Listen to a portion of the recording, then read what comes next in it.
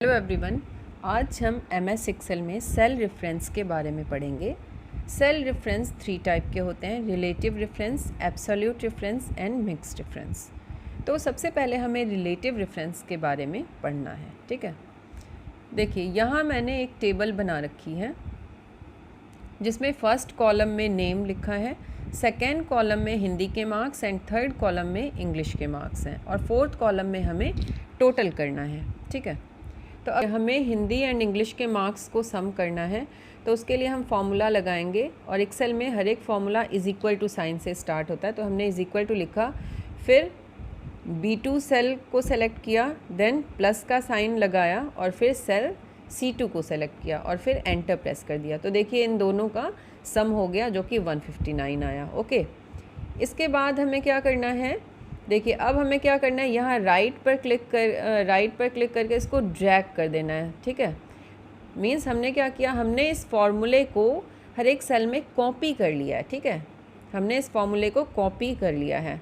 अब देखिए, अब इसमें क्या होगा कि जो भी रेफरेंस सेल है वो ऑटोमेटिकली चेंज हो जाएगी। ठीक है, जैसे कि मैंने देखिए यहाँ पर फॉर्मूला क्या अप्लाई किया था, is equal to B2 plus C2, लेकिन नीचे वाले सेल में क्या अप्लाई हो गया, B3 प्लस C3, इसके बाद B4 प्लस C4, इसके बाद B5 प्लस C5। ठीक है, तो जैसे जैसे हम नीचे मूव करेंगे ऑटोमेटिकली ही रेफरेंस सेल चेंज हो जाएगी। ठीक है, तो ये होता है रिलेटिव रेफरेंस। ठीक है, और ये एक्सेल में बाय डिफ़ॉल्ट होता है।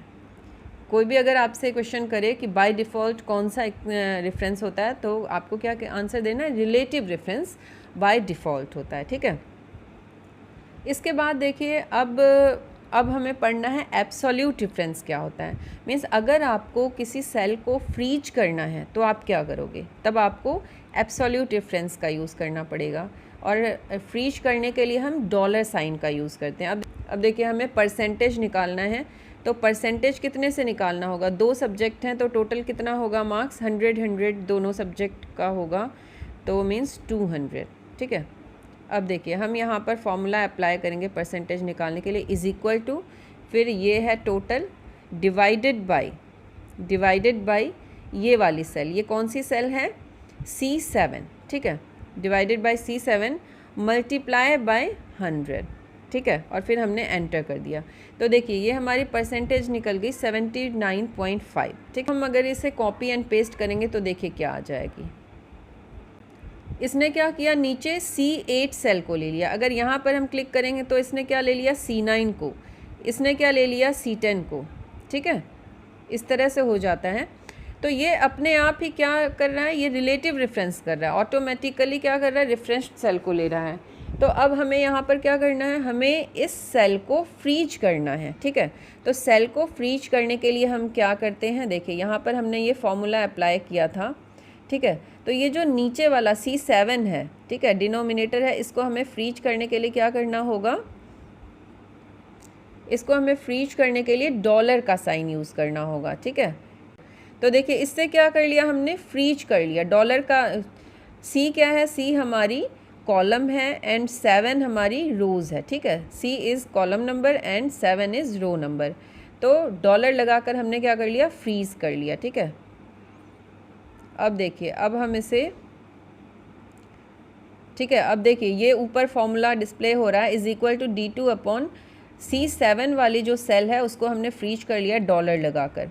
ठीक है, अब हम इसको कॉपी एंड पेस्ट करेंगे हर एक सेल में। तो देखिए अब देखिए अब जो है, जो भी परसेंटेज है वो रेफरेंस सेल का आ गया है। ठीक है, अब हमने देखिए इसमें क्या था, ये फॉर्मूला था C7, नीचे जो है, नीचे जो जिसको हमने फ्रीज किया वो सेल सेम रही है, D3 अपॉन $C$7, ये वाली सेल हर जगह सेम रहेगी। ठीक है, कॉमन रहेगी।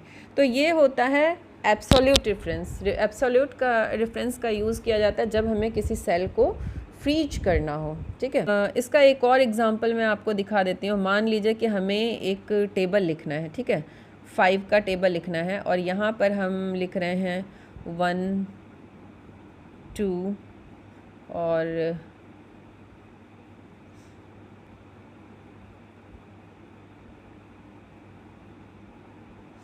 इतना कर रहे हैं।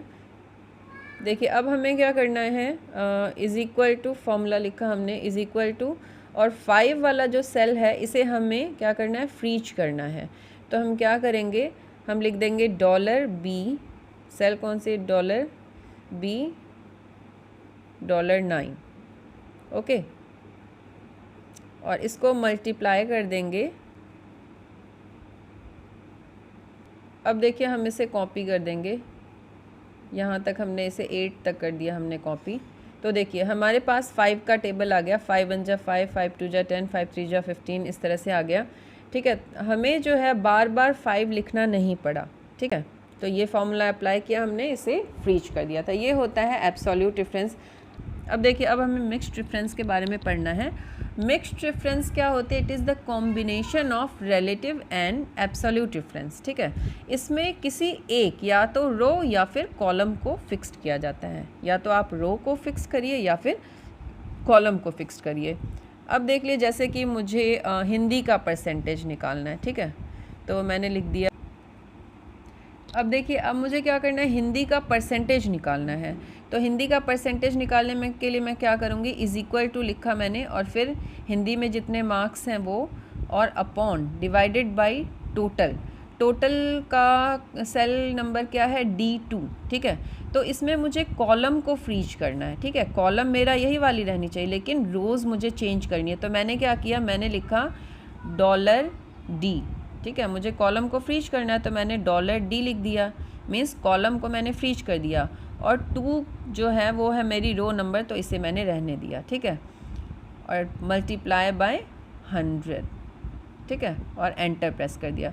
तो देखिए हिंदी का ये परसेंटेज आ गया। ठीक है, अब मैं इस फॉर्मूले को कॉपी कर दूंगी। तो देखिए ये हो गया।